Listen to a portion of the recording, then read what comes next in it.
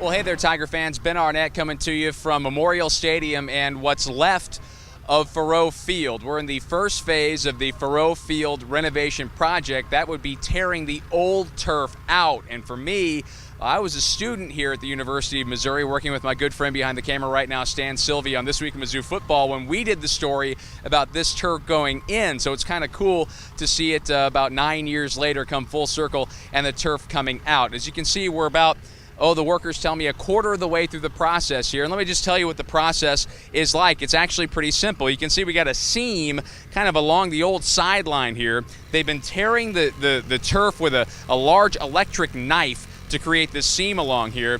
Then they go to the far end of the field, hook the opposite edge of the turf onto a tractor or bobcat, and then just have that tractor pull the turf, and it tears a seam along as it goes until they get about 10 yards or so. Then they cut it again. They don't want to pull too long of a piece of turf or else it'll weigh too much and the tractor won't be able to pull it out of the stadium, which is basically what they're doing in the end.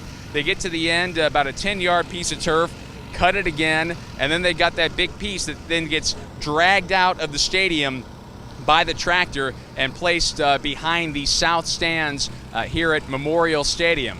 They'll do that about 200 to 300 times over the course of a week to 10 days. They started late last week. As of Monday afternoon, about a quarter of the way through. So they'll continue working this week until they get every single inch of the field here at Faurot Field torn out, and then they'll start installing the new field later this spring into the summer.